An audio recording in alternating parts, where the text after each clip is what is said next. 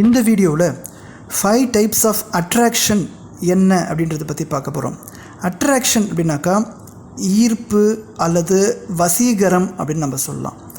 அட்ராக்ஷன்ன்ற வார்த்தையை நீங்கள் அடிக்கடி கேள்விப்பட்டிருக்கலாம். நம்ம எல்லாருக்குமே மற்றவங்கள அட்ராக்ட் பண்ணணும், இல்லை நாம் வேறு யாராவது ஒருத்தர்கிட்ட அட்ராக்ட் ஆகிற மாதிரி நிறைய அனுபவங்கள் நமக்கு ஏற்பட்டிருக்கலாம்.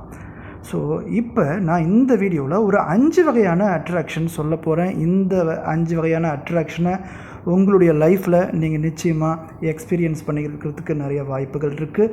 அது எந்த மாதிரியான காலகட்டம் அப்படின்னுக்காக நம்மளுடைய குழந்தை பருவத்திலேருந்தே நம்ம நிறைய விதமான அட்ராக்ஷன்ஸை நம்ம ஃபீல் பண்ணிகிட்டு இருப்போம், எக்ஸ்பீரியன்ஸ் பண்ணுவோம். சரி, வாங்க வீடியோக்குள்ளே போகலாம். நான் ராஜ்குமார், உளவியல் சிகிச்சையாளர்.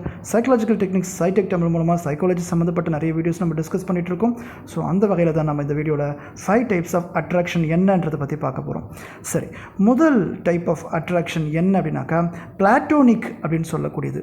பிளாட்டோனிக்னா என்ன அப்படின்னாக்கா, இங்கே எந்த விதமான ரொமான்டிக் அட்ராக்ஷனுமே இருக்காது, ஒன்லி ஃப்ரெண்ட்ஷிப்.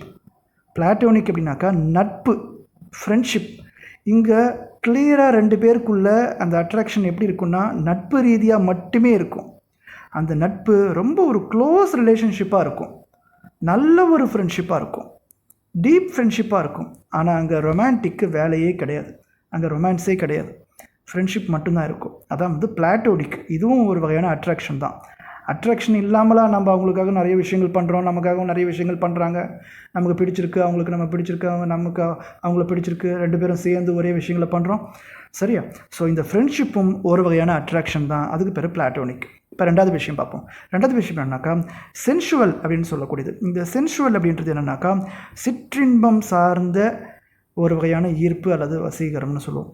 அதுனா சென்சுவல் அப்படின்னாக்கா பார்க்கணுன்னு தோன்றது, பார்த்தாலே எனக்கு ஒரு சந்தோஷம், சிரித்தாலே எனக்கு ஒரு சந்தோஷம், ஒரு ஈர்ப்பு, ஒரு எக்ஸைட்மெண்ட், ஒரு சந்தோஷம் எனக்கு கிடைக்கும்.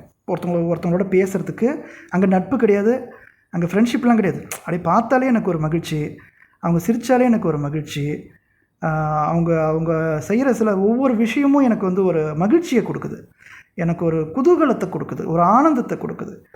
ஸோ இது மாதிரி நான் சில பேர்கிட்ட அட்ராக்ட் ஆகிறேன் இல்லையா?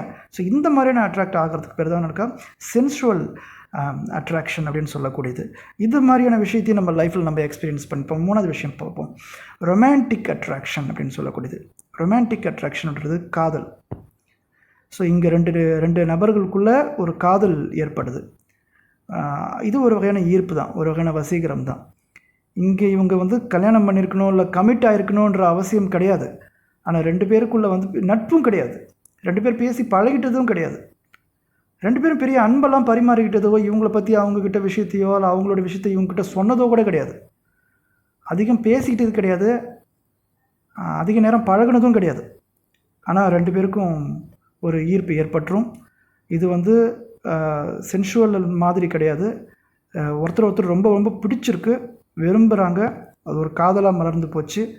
ஸோ இது ஒரு ஈர்ப்பு காரணமாக ஏற்படுது. இதுதான் ரொமான்டிக் அட்ராக்ஷன்னு சொல்லக்கூடியது. அடுத்ததான் 4வது செக்ஷுவல் அட்ராக்ஷன். இங்கே பாலியல் ரீதியான அட்ராக்ஷன். 2 நபருக்குள்ளே ஒரு செக்ஷுவல் ரிலேஷன்ஷிப்பில் இருக்காங்க. ஸோ செக்ஷுவலாக அவங்களுக்குள்ளே ஒரு ஈடுபாடு, ஒரு ஈர்ப்பு ஏற்படுது. இங்கே ஃப்ரெண்ட்ஷிப் இருக்கணுன்ற அவசியம் இல்லை. ஒருவேளை ஃப்ரெண்ட்ஷிப் சேர்ந்துருக்கலாம், ஒருவேளை காதல் சேர்ந்துருக்கலாம், அல்லது சிற்றின்பம் சேர்ந்துருக்கலாம். ஆனால் மேஜராக இங்கே செக்ஷுவலாக 2 பேரும் அட்ராக்ட் ஆகிட்டாங்க, அதன் மீதான செயல்களில் ஈடுபடுறாங்க. ஸோ ஈர்ப்பில் ஈடுபடுறாங்க. அந்த ஈர்ப்பு இருக்கிறதுக்கு பேர் தான் செக்ஷுவல் அட்ராக்ஷன்னு சொல்லக்கூடியது.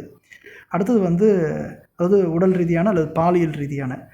சரிங்களா? இது இப்போ 5வது விஷயம் ஆர்டிஸ்டிக் அட்ராக்ஷன் அப்படின்னு சொல்லக்கூடியது. ஆர்டிஸ்டிக்னா என்ன? அழகியல் அப்படின்னு அர்த்தம். அழகியல், இந்த அழகை பார்த்து அப்படி மெய்மறந்து போகிறது, வர்ணிக்கிறது, கவிதை எழுதுறது, பாராட்டுறது, அப்ரிஷியேஷன் பண்ணுறது, அப்படி ஒவ்வொன்றா வர்ணிக்கிறது. கண், மூக்கு, காது, முடி, நடை இப்படி இருக்குது, அப்படி இப்படின்னு சொல்லி நான் வர்ணிக்கிறேன். ஓகேவா? ஸோ அந்த அழகில் மயங்கிட்டேன். ஓகேவா? ஸோ இதுதான் பார்த்தீங்கன்னாக்கா ஆர்டிஸ்டிக் அட்ராக்ஷன் அப்படின்னு சொல்லக்கூடியது. ஸோ 5 வகையான அட்ராக்ஷனை நீங்கள் நிச்சயமாக லைஃப்பில் நீங்கள் எக்ஸ்பீரியன்ஸ் பண்ணியிருப்பீங்க. ஸோ உங்களுடைய மேஜர் அட்ராக்ஷன் எதில் இருக்கும்? ஃப்ரெண்ட்ஷிப்லையா, அதாவது நட்புலையா அல்லது சிற்றின்பத்திலையா அல்லது காதல்லையா அல்லது பாலியல்லையா அல்லது அழகியல்லையா அப்படின்றது நீங்கள் கமெண்ட் பாக்ஸில் கமெண்ட் பண்ணுங்கள். எது உங்களை நீங்கள் மேஜராக உங்களை அட்ராக்ட் பண்ணணும் அப்படின்றத.